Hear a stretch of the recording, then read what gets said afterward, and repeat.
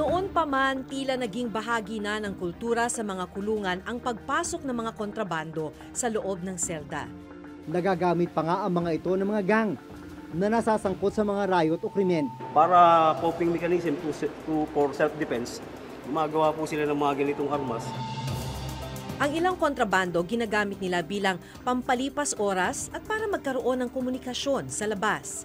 Sino mo yung mga diskarte ng mga gusto magpalusot dito? Gagawin nila, yan, kontrabando, ito, hahagis, pabuelo.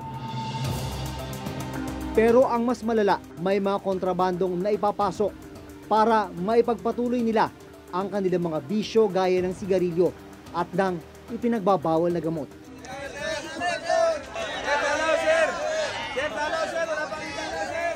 Paano kayo magkadalaw na may nakuha mang kontrabando dito pag kuhan? Hindi may ibang pangkat kami, sir, eh. Wala ko pakialam ng pangkat, kailangan linisin yung sarili nyo. Tulad niya kami, sir, nagbabago kami, di ba? Oo. Sorry kung nagbabago kayo, pero dapat tulungan nyo kasama nyo magbago. Paano nga ba nakalulusot ang mga ito sa bilibid? Lalo na sa maximum security compound na dapat sana ay may pinakamahigpit na seguridad.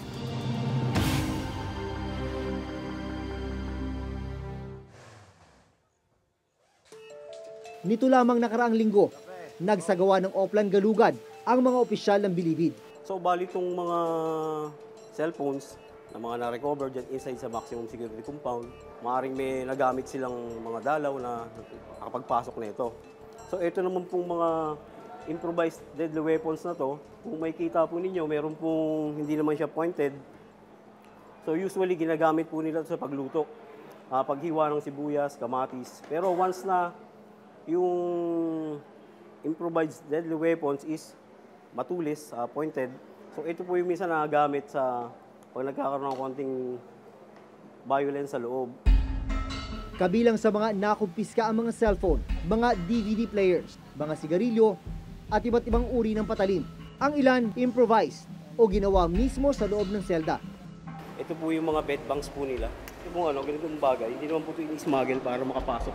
Sa loob Dati nila? na po itong nasa loob. Okay. Ito po yung mga tarima o higaan nila na tinatawag. Tsaka po yung mga flat bar na ginagamit sa mga sa mga bintana. So napaka-innovative po ng mga inmate dahil 24 hours andyan lang naman sila, walang ginagawa. Naisip po lagi para coping mechanism for self-defense. Gumagawa po sila ng mga ganitong armas para magamit nila. Ito sa kutsara, Katulad po na ito, kutsara. Yan, kutsara. Ito naman po, kung mapapansin po nyo, naka-curve. So ginagamit po yan para Nasunog sa drug shabu. paraphernalia. Oo. Doon sa mga selda sa loob, diba, patong-patong yun. So parang may mga hagdanan. Ito, pero bahagi lang ito ng hagdanan sa loob ng selda. Pero sa likod. Ang nakuha daw dyan, mga cellphone. Bawal na bawal dito yun sa loob. Ang mga nakumpiskang droga, itinurn over naman daw sa Philippine Drug Enforcement Agency o PDEA. Pero paano nga ba nakalulusot ang mga ito sa bilibid? Lalo na sa maximum security compound.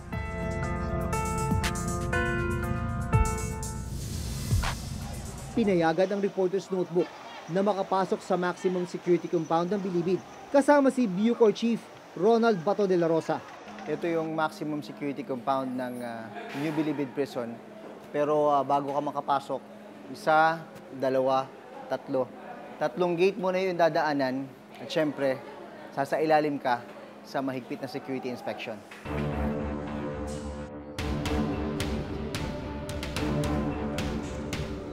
Dumiretso kami sa Building 8 o ang dating Sputnik Gang Compound na tinatawag ngayong Barangay Mapagmahal. Papunta kami ngayon dun sa Building 8. Yun daw yung pinaka-congested na kulungan dito sa loob ng maximum security compound. Kung mapapansin ninyo, ito, hindi ito original structure. Kagagawan lang ito ng mga priso para ma-occupy nila sa taas. Isang floor, meron sa sahig, meron sa second floor, sa isang deck. Tapos sa akyat ka dito, may isa pa, bali 3 floors. Yung isang floor, ginawang 3 floors. May informant rin daw sila sa loob para matukoy kung sino ang nagpapasok ng mga kontrabando. Paano nyo nasisiguro na walang kontrabanda na ilulusot dito?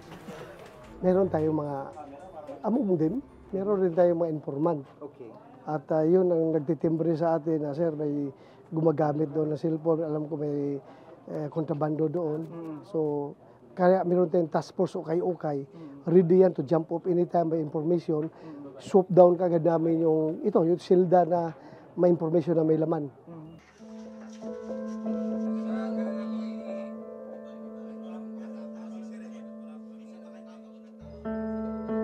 Gaano kalala yung problema ng congestion dito sa Maximum? Makita man ninyo kung gaano kalala. No? Yung ideal kung dito ay 4,500 lang. And right now, ang occupancy niya dito is 19,000. 19,000 from 4,000. So may exist tayo na 15,000 plus.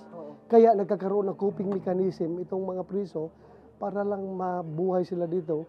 Ginagawa na second floor, third floor yung itong building. Dahil siksikan, gumagawa na lang sila ng diskarte para magkasya ang mga nakakulong. Kailangan nilang gawa ng mga improvised na mga additional na mga floors. Ito ang ginawa nila dito sa itaas. Ilan kayo dito, sir? Tatlo po. Tatlo. Dito. Ayan. So dito naman, dagdag na palapag, tatlo naman yung occupants. Napakasikip dito sa inyo. Lalo na pag mainit ang panahon. Pagka wala po ito, talagang mamamatay ko sa inyo. So ganito kayo. Wala nang hindi ka pwedeng... Anong magdasal? Pwede ka... Pwede ba umupo? Kagaya niyan. At Kaya, pwede ka naman. yan. Pag bumangon ka, kailangan medyo maingat. Nakaganyan po. Okay. Kasi untog abutin mo. Baba ka na ng ganun. Kailangan palagi na nakatapat. Malasar din na sila pagsapit ng gabi. Sa gabi, ganito yung kanilang pwesto. Ang usapan, hindi pwedeng matulog ng nakatihaya. Dapat nakatagilid. Paano pag may mag-CCR? Di hakbang-hakbang.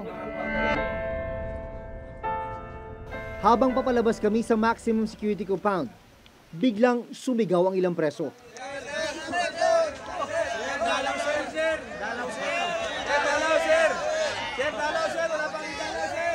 Paano kayo magkadalaw na may nakuha mang kontrabando dito pag kuan? Siguruhin ninyo, kapag magalugad, wala makuhang kontrabando para tuloy yung dalaw ninyo. Pero pag may makuha, kontrabando, cellphone, shabu, kutsilyo, wala. Walang kasalanan, sir. Paano yung walang kasalanan? Ito nga, wala kang kasalanan, pero bakit pinabayaan mo yung kasamahan mo na gumawa ng kasalanan?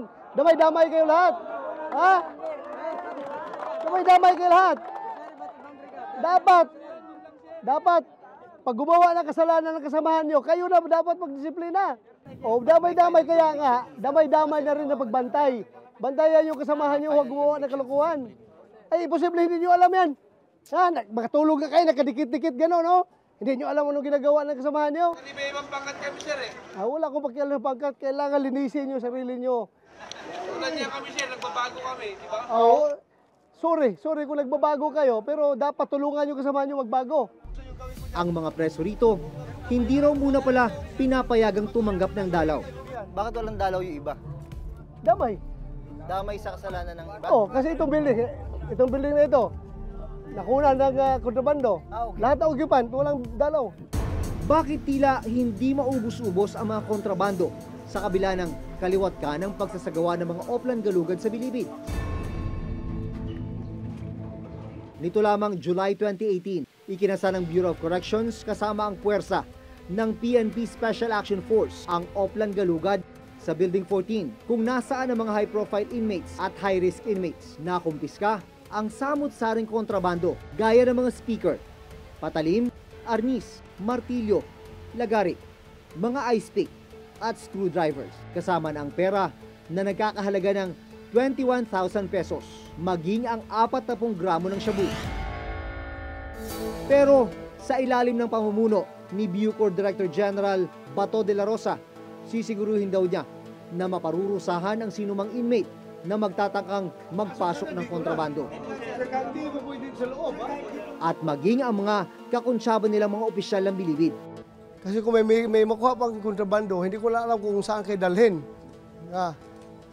Sa maximum, ibartolina kayo, walang epekto. Doon ko lang kayo siguro dalhin sa Building Zero, no? Building Zero. Nasaan yung Building Zero? Nandoon sa sementeryo.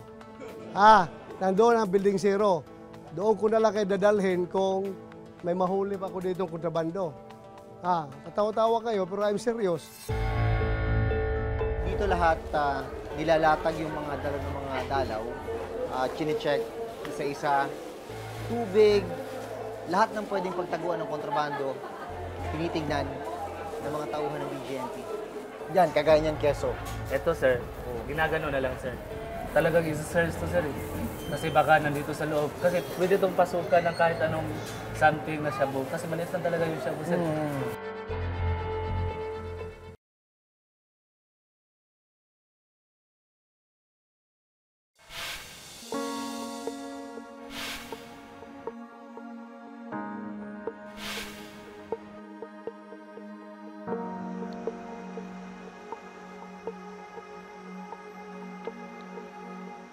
Ito yung Cebu City Jail. Pangalawa sa pinaka-congested na kulungan sa ilalim ng Bureau of Jail Management and Penology.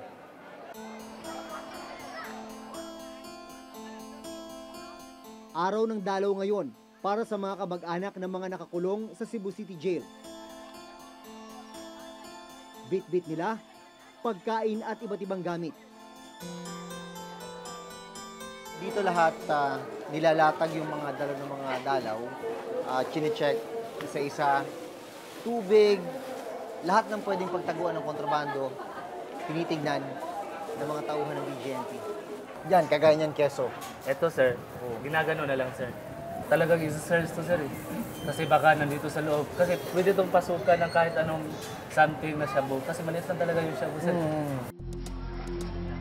Pero kahit ganito kahigpit ang inspeksyon sa bawat gamit at pagkain, aminado ang jail warden na nalulusutan sila ng mga kontrabando.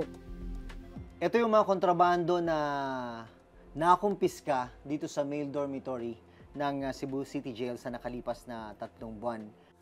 Nung Hunyo, isang 45 years old na ginang nakuhanan ng droga sa loob ng kanyang are. Kabilang sa mga nasabat ang mga sigarilyo, lighter, cellphone, pocket wifi, at ipinagbabawal na gamot. Ang mga nahuhuling nagpapasok ng kontrabando, kinakasuhan ng BGMP. So lahat ng mga nakikita nyo, mga nahulihan natin yan. Yung iba dyan, pag mga nuisance contraband lang naman, yung hindi pwedeng kasuhan, they are banned from entering the jail services, the jail premises. Pero yung iba dyan, puro may mga kaso yan, nakakulong na yan. Ngayon, preso na sila. Nandito na sa loob, kasama na nila yung dinadalaw nila dati. At dahil mababa daw ang bakod ng pasilidad, nakakapaghagis din ng mga kontrabando ang mga kakilala ng ilang bilanggo. Sino mo yung mga diskarte ng mga gusto magpalusot dito? Kasi ito, medyo mababa yung bakod. Gagawin nila, yan, kontrabando, ito, hahagis, pabuelo. Yan. By end of the month, lahat to, madidispose na yan. Ito, makukuha ng mato. Lahat ng ito, pupukpukin natin yan ng martilyo para di na magamit. Ang isa pang problemang kinakaharap ng Cebu City Jail, congested o ubod na ng sikip ang buong pasilidad. Itong Cebu City Jail, ang population nito ngayon nasa 5,200 na mga inmates. Pero itong kulungan talaga, dapat lang nasa 1,750 lang ang kapasidad. Ang seldang ito, dapat sana ay may 35 na nakakulong o kung tawagin ay Persons Deprived of Liberty o PDL. Pero naglalaman ito ngayon ng 75 na PDL. Kung sinasabi natin masikip yung sardinas, kung may mas masikip pa sa sardinas, Ito yun. ito yun. Kunwari ikaw, si CR ka, saan ka mapupunta? Saan? Paano mo? May maaapakan talaga. At dahil sobra-sobra na ang laman ng kulungan, kailangan ding mapagkasya ang pondo para sa pagkain. Ito yung kitchen ng kulungan dito, hinahanda yung pagkain ng mga inmates. Ang kanilang budget, 60 pesos kada inmate, tatlong meals na yon. Lumalabas 20 pesos kada meal. Ganyan, daming kanin ang kailangang i-prepare. Mantakin mo naman dahil na ang inmates dito nasa mahigit 5,000. Sa loob ng Cebu City Jail, nakilala ko ang isang inmate na itatago namin sa pangalang Mang Ben. 68 taong gulang. Nahuli siya noong September 25, 2016 matapos ang isang drug buy-bust operation. Kasong paglabag sa Comprehensive Dangerous Drugs Act ang isinampa laban kay Mang Ben. 2016 pa siya nahuli. Pero nitong August 13, 2018 lang siya unang nakadalo sa hearing ng kanyang kaso. Gaano kahirap ang sitwasyon ninyo na may mga edad na nakakulong sa masikip na kulungan? Buot yun ka ng nanon mo, sikit, ikaliso kayo, ikaliso. Pero gati kung ikapit arthritis, sige lang, tuyod ko, mag-anayan, sikad, lusot, katulog, wala tulog, ako hindi kahiga, bangon, kaon, na makoy dalaw kayo, na kaya nagkaroon trabaho. Sa ngayon, nagpapatayo ng panibagong pasilidad ang Cebu City Jail para masagot ang problema sa jail congestion. This is an 84 million facility na sabi ng engineer, this is on its 45% completion. Baka next year matapos na ito. And ang capacity nito ay kakasya ang 2,500 na inmates. Ayon mismo sa COA, nagiging dahilan ang congestion para manib ang isang bilanggo sa iba't ibang mga gang o pangkat para sa kanilang proteksyon at para magkaroon ng material benefit tulad ng mga kontrabando sa loob. So yung pangkats is a necessary mechanism for them. It's a social group for the inmates, okay, so that they can source out what they need, and because it's a mode of survival, nagkakaroon sila ng protection. Ang ilang mga kontrabando nagagamit daw ng mga inmate tuwing nagkakaroon ng riot o kaguluhan sa loob. Ayon sa COA report, umabot sa 612% ang congestion rate ng mga kulungang hawak ng BJMP. Higit na mas mataas ito sa 512% congestion rate noong 2016. Ang mga kulungan na may kapasidad lang na 20,653 na inmate, ngayon naglalaman na ng 146,302 inmates. Yung buhay sa loob ng kulungan ay hindi na gaanong mapayapa, or kung baga sasabihin ng napakaraming mga NGO and human rights activists, hindi na siya in fact makatao. Instead of us trying to rehabilitate them, or instead of us just trying to make sure na may pagkain doon, may sanitation, may tulugan, wala na kasi may kakulangan. Sa report ng COA, lumala ang congestion sa mga pasilidad na nasa ilalim ng BJMP dahil sa pagdami ng mga nahuling drug suspect. Dahilan din ang mabagal na pag-usad ng kaso, kakulangan ng mga judge at kawalan ng pampiyansa ng mga mahihirap na bilanggo.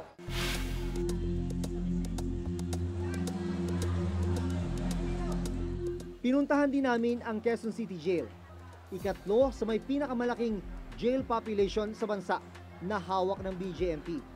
262 lang ang ideal capacity nitong Quezon City Jail kung pagbabasihan ang UN standard. Pero sa ngayon, meron na itong 4,727 na actual jail population. Katumbas ito ng 1,495% congestion rate. Aminado ang pamunuan ng BJMP. Nahirap silang kontrolin ang pagpasok ng mga kontrabando sa mga pasilidad na hawak nila. Continuous naman talaga yung pagkakandak ng Greyhound operations natin. Siguro, isa sa mga nakikita namin dahilan kung bakit may mga nakakapasok pa rin is yung struktura natin. Meron tayong mga facilities na mas matataas pa sa bakod namin yung mga bahay. Inihahagis nila papunta dun sa loob yung mga kontrabando. Kulang rin daw sila sa mga kagamitan na makakatulong sana sa pag-detect ng mga papasok na kontrabando. Meron tayo sana mga body scanners para sa mga bisita no, na madaling makikita kung meron silang itinatagong mga illegal substance sa katawan o kaya meron pang ibang mga kontrabando.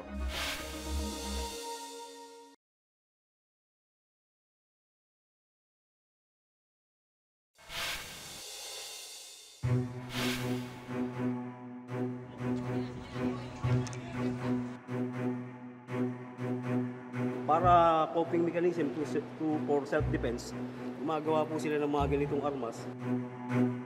Dahil sa kultura natin na very criminalizing, very punitive, parang it's as if na imbis tulungan natin sila, hinahayaan na natin silang malulong or just completely mawala ng direksyon sa buhay. Sana yung mga jails and prisons natin ay maayos yung kalagayan para rin talagang they really work towards, you know, the positive, full rehabilitation of the PDL. Hanggang sa susunod na Huwebes, ako si Jun Veneracion. Ako si Maki Pulido at ito ang nakatala sa aming Reporter's Reporter's Notebook. Notebook.